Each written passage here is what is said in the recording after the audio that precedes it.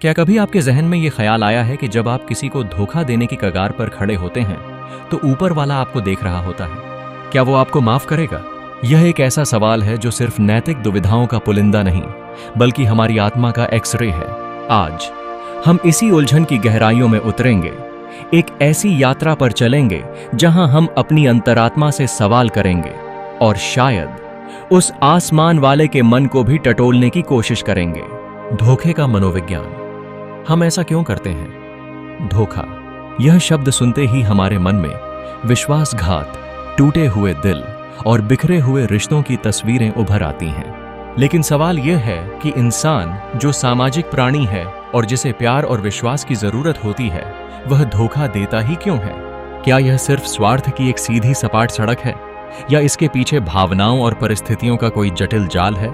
अक्सर धोखे की जड़ें हमारे अधूरेपन में छिपी होती हैं। जब हमें लगता है कि हमारे जीवन में कुछ कमी है, चाहे वह प्यार की हो, सम्मान की हो या भौतिक सुख सुविधाओं की, तो हम उस खालीपन को भरने के लिए शॉर्टकट तलाशने लगते हैं। हमें लगता है कि शायद किसी को धोखा देकर, किसी का हक छीनकर हम वह पा लेंगे जो हमें चाहिए। यह एक मृग तृष्णा की तरह है। दूर से तो पानी का तालाब नजर आता है, पर पास जाने पर सिर्फ रेत हाथ लगती है। कभी कभी धोखा हमारे अंदर बैठे अन्याय के एहसास से भी जन्म लेता है। जब हमें लगता है कि दुनिया हमारे साथ नाइंसाफी कर रही है, कि हमारी मेहनत का फल कोई और ले गया है, तो हमारे अंदर एक बगावत की चिंगारी सुलगने लगती है। हमें लगता है कि अगर दुनिया सीधी उंगली से घी नहीं निकालने दे रही तो उंगली टेढ़ी करनी ही पड़ेगी। इस सोच के साथ हम किसी को धोखा देना अपने हक की लड़ाई मान बैठते हैं। लेकिन क्या एक गलत को सही करने के लिए दूसरा गलत करना जायज है? रिश्तों में असंतुष्टि भी धोखे का एक बड़ा कारण है। जब हमें अपने साथी से वह भावनात्मक या शारीरिक संतुष्टि नहीं मिलती जिसकी हमें चाहत होती है, तो हम उसे बाहर तलाशने लगते हैं। यह एक फिसलन भरी ढलान है जहां एक छोटा सा झूठ कब बड़े विश्वासघात में बदल जाता है, पता ही नहीं चलता। हम भूल जाते हैं कि जिस रिश्ते की नींव हमने कभी प्यार और ईमानदारी से रखी थी, उसे हम अपने ही हाथों से खोखला कर रहे हैं। विश्वास का शीश महल एक पल में चकनाचूर। विश्वास एक शीशे के महल की तरह होता है। इसे बनाने में सालों लग जाते हैं, लेकिन तोड़ने के लिए एक पत्थर ही काफी होता है। जब हम किसी को धोखा देते हैं तो हम सिर्फ उस एक इंसान का भरोसा नहीं तोड़ते, हम उस रिश्ते की आत्मा को मार देते हैं। जो हंसी मजाक, जो प्यार भरी बातें, जो एक दूसरे पर निर्भरता उस रिश्ते की जान हुआ करती थी, वह सब एक पल में बेमानी हो जाती है। जरा एक पल के लिए सोचिए, अगर कोई आपके साथ ऐसा करे तो आपको कैसा लगेगा? जब आपको पता चलेगा कि जिस इंसान पर आप आंख बंद करके भरोसा करते थे, वह आपकी पीठ में छुरा घोंप रहा था, तो आपके दिल पर क्या बीतेगी? दुनिया की हर चीज से आपका भरोसा उठ जाएगा, है ना? धोखा सिर्फ एक घटना नहीं है, यह एक जहर है जो धीरे धीरे इंसान की रूह में उतर जाता है और उसे अंदर से खोखला कर देता है। पश्चाताप की अग्नि जब एहसास की आग जलाती है, लेकिन कहानी हमेशा धोखे पर खत्म नहीं होती। इंसान की फितरत में गलती करना है तो उसकी फितरत में पछताना भी है। जब धोखे का नशा उतरता है और हम अपनी करनी के नतीजों का सामना करते हैं, तब हमें एहसास होता है कि हमने क्या खो दिया है। तब हमें समझ आता है कि जिस क्षणिक सुख के लिए हमने किसी को धोखा दिया था, उसकी कीमत कितनी बड़ी थी।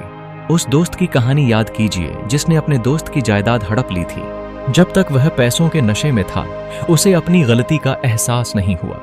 लेकिन जब उसने अपने दोस्त को दर दर की ठोकरें खाते देखा, जब उसने देखा कि उसकी वजह से एक हंसता खेलता परिवार बिखर गया है, तब उसके अंदर पश्चाताप की आग जली। उसे समझ आया कि उसने सिर्फ जमीन का एक टुकड़ा नहीं, बल्कि अपनी दोस्ती, अपनी इंसानियत और अपना ज़मीर खो दिया है। जब उसने अपने दोस्त से माफी मांगी और उसकी संपत्ति वापस की, तो उसे शायद वह जायदाद वापस नहीं मिली, लेकिन उसे अपना खोया हुआ ज़मीर वापस मिल गया। या उस लड़की की कहानी को ही लीजिए जिसने अपने प्रेमी को धोखा देकर किसी और से शादी कर ली। शायद उसे लगा होगा कि नया रिश्ता उसे ज्यादा खुशियां देगा, लेकिन जब नए रिश्ते में उसे वह प्यार और अपनापन नहीं मिला जो उसे पहले मिलता था, जब उसे हर पल अपने पुराने प्रेमी की याद सताने लगी, तब उसे अपनी गलती का एहसास हुआ। उसे समझ आया कि उसने सिर्फ एक इंसान को नहीं, बल्कि सच्चे प्यार को धोखा दिया था। जब उसने हिम्मत करके अपने प्रेमी से माफी मांगी और वे दोनों फिर से एक हुए, तो यह सिर्फ दो लोगों का मिलन नहीं था, यह इस बात का सबूत था कि सच्ची माफी में टूटे हुए रिश्तों को जोड़ने की ताकत होती है। आसमान वाले की अदालत, क्या माफी मुमकिन है? और अब हम आते हैं उस सबसे बड़े सवाल पर, क्या आसमान वाला हमें माफ करेगा? यह एक ऐसा सवाल है जिसका जवाब किसी एक किताब में नहीं लिखा है। यह हमारी आस्था, हमारे विश्वास और हमारे कर्मों पर निर्भर करता है। अलग अलग धर्म और संस्कृतियां इस बारे में अलग अलग बातें कहती हैं। कुछ का मानना है कि ईश्वर दयालु है, वह हमारे गुनाहों को माफ कर देता है, बशर्ते हम सच्चे दिल से पश्चाताप करें। उनके लिए माफी सिर्फ मुमकिन नहीं बल्कि निश्चित है, अगर हम अपनी गलती को मान लें और उसे सुधारने की कोशिश करें। वहीं कुछ विचारधाराओं का मानना है कि कर्म का फल हमें इसी जीवन में भुगतना पड़ता है। जैसा हम बोएंगे वैसा ही काटेंगे। अगर हमने किसी को धोखा दिया है तो हमें भी कभी न कभी धोखे का दर्द सहना पड़ेगा। यह माफी का मतलब सजा से बचना नहीं, बल्कि अपनी गलती से सबक सीखना और एक बेहतर इंसान बनना है।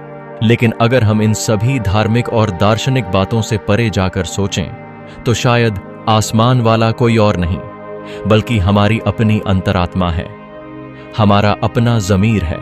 जब हम किसी को धोखा देते हैं तो सबसे पहले हम अपनी नज़रों में गिरते हैं। हम बाहर से भले ही मुस्कुराते रहें, लेकिन अंदर ही अंदर एक बोझ हमें हर पल कचोटता रहता है। तो आसमान वाले की माफ़ी का असली मतलब शायद अपनी अंतरात्मा से माफ़ी पाना है।